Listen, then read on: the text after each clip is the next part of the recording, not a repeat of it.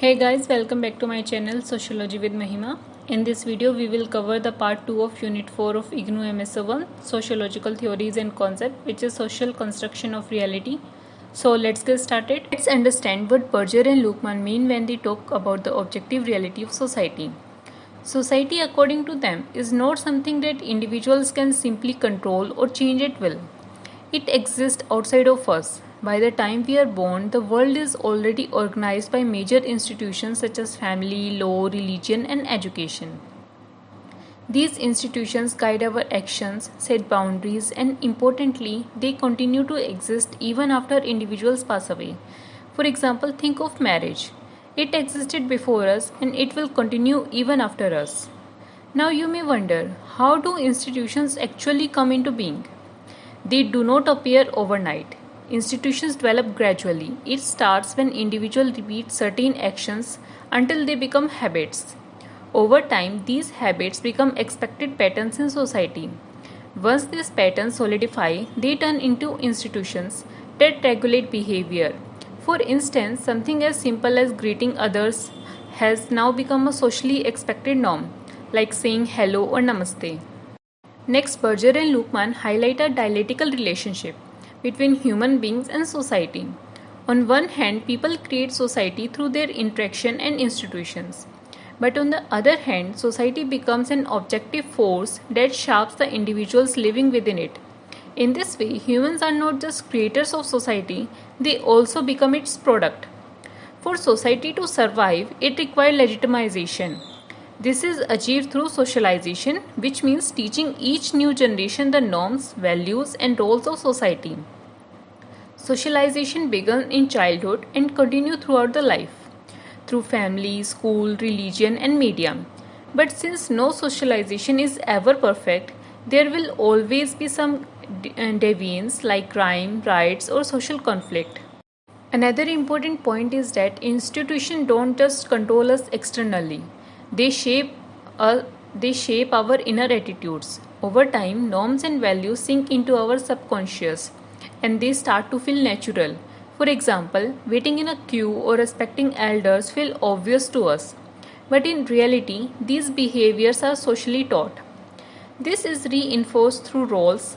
Every role, like teacher, student, parent, or doctor, come with expectations and responsibility. Together, these roles form a role structure, which is essential for maintaining social order. Berger and Luckmann also remind us that knowledge is socially distributed. Different people know different things depending on their role or social position. That's why society contains multiple realities. Different groups, class, or subcultures experience the world in unique ways. But sometimes institutions become so powerful that people start seeing them as permanent and natural, forgetting that they were created by humans in the first place. This process is called reification. A good example is the caste system of India. Many treat it as a given, even though it was socially constructed. So, in short, society exists as a strong objective reality. It guides and constrains us through institutions, roles, and norms. While human beings create society, very soon society begins to shape human beings themselves. Now let's talk about legitimation, a very important concept in Berger and Luckmann's theory. Legitimation simply means the way institutions justify their existence and make the rules appear meaningful and acceptable to people. Without legitimacy, no institution can function properly. Why? Because people would not feel bound to follow its norms. Take a simple example. Schools are legitimized by the idea of education and nation building. Courts are legitimized by justice and law. This legitimacy ensures that people follow the rules, and if they don't, there are sanctions, ranging from small corrections to strict punishments. But remember, legitimation is not a one-time process. It's fragile and must be constantly maintained. If people stop believing in the rules or simply start ignoring them, institutions lose their authority. That's why institutions rely on something called the symbolic universe. So, what is symbolic universe? It is a broad framework of shared meanings that helps people make sense of society.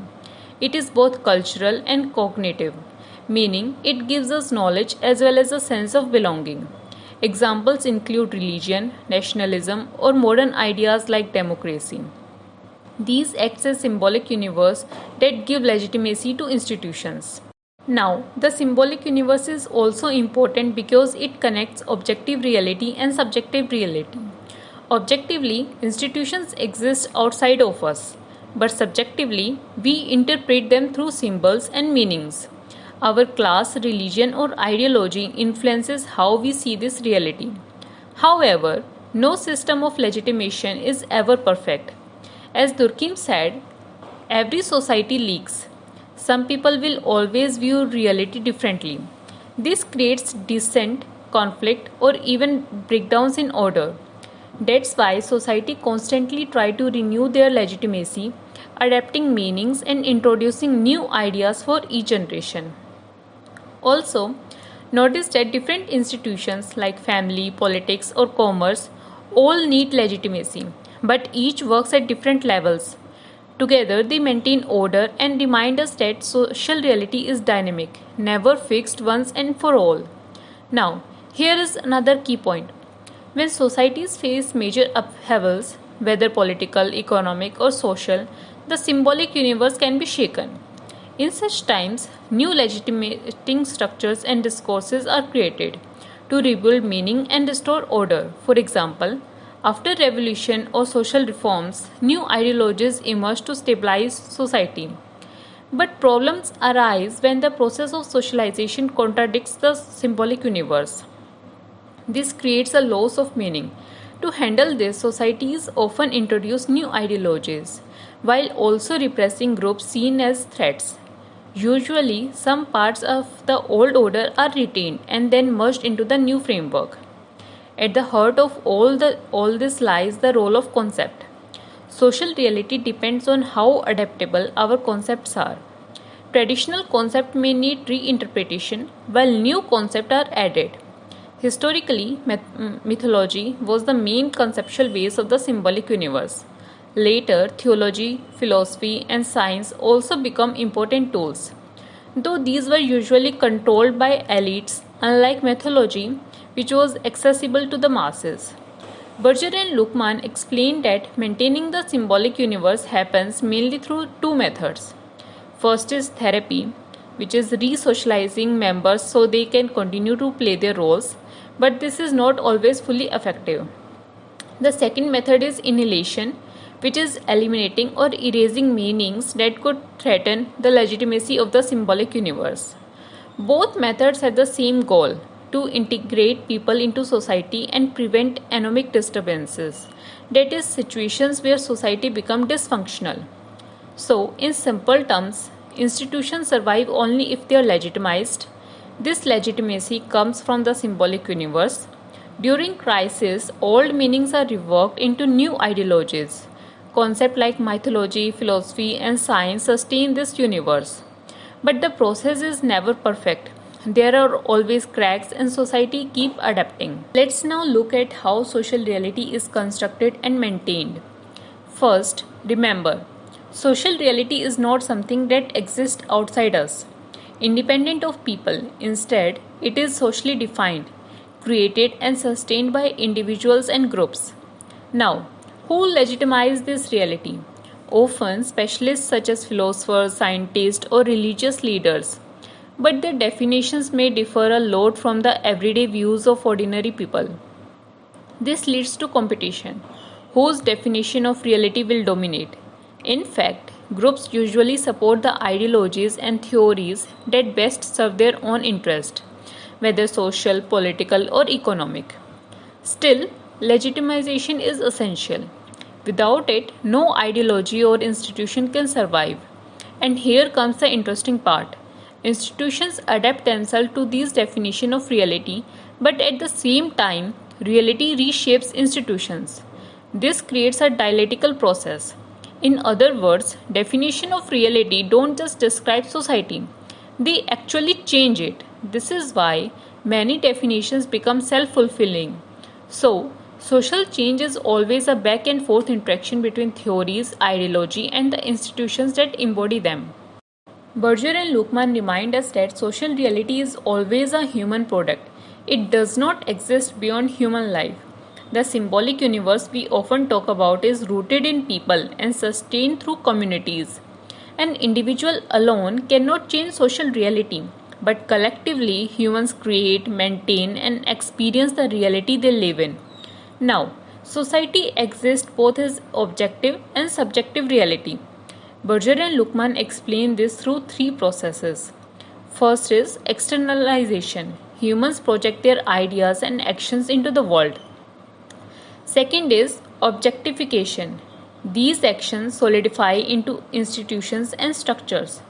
Third is internalization. Finally, individuals absorb this reality back into their minds, accepting them as normal. Over time, this cycle becomes so strong that many of our actions, like greeting someone or following traffic rules, feel automatic and unquestioned. This is where socialization becomes central. Socialization is the process of turning someone into a fully integrated member of society. It happens gradually, teaching individuals how to make decisions, interpret situations, and pursue goals within the boundary of society. Socialization happens at two levels. Primary socialization.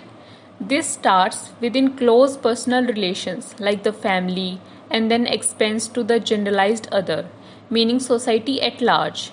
If successful, it balances objective and subjective reality, creating uniformity. But if it breaks down, non-conformity and divisions may result. Secondary socialization. This comes later, tied to the division of labor. Here, individuals learn role-specific knowledge in institutions like schools, workplace, or professions. Unlike primary socialization, it is broader, more formal, and less personal. Secondary socialization can even override some parts of primary learning. For example, when professional training reshapes earlier beliefs, institutions like marriage also help sustain social continuity here. But both forms of socialization are delicate. If they fail, disorder and deviance may follow. To prevent this, society uses control mechanisms like mass media and mass programs that reinforce norms and maintain order. Keep in mind though that primary socialization is usually more durable and deeply ingrained, while secondary socialization is more fragile, artificial, and open to challenge.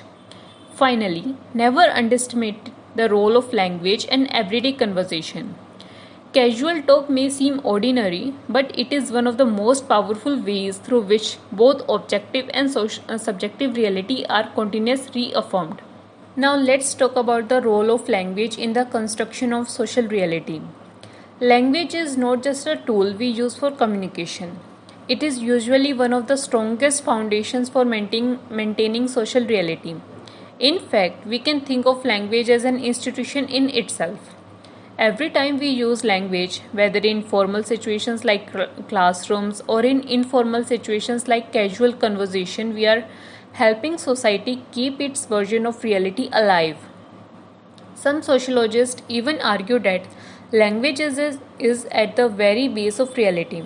It does not just describe reality, it actively constructs it. Since language is a social fact, it cannot be separated from society. The relationship between society and language is two-way. On the one hand, language structures and maintain reality. On the other hand, our life experiences and new situations also modify language. Think about it. Whenever a new technology or idea emerges, new words are created to describe it. Those words then reshape how we see and understand reality. Language is indispensable because it provides shared meanings. Without a common system of meanings, people would not be able to connect, cooperate, or even agree on basic realities. And here, language does not only mean spoken or written words. It also includes symbols, gestures, moral codes, hints, and clues. The study of this falls under semiotics, the study of signs and symbols, and kinesics, the study of body movements. Both are central to communication and social interactions. Without effective communication, there would be no way to share knowledge and therefore no culture. This shows that language is a primary tool that connects two things: subjective reality, how individuals perceive the world, and objective reality, the external structures, the external social structures and rules.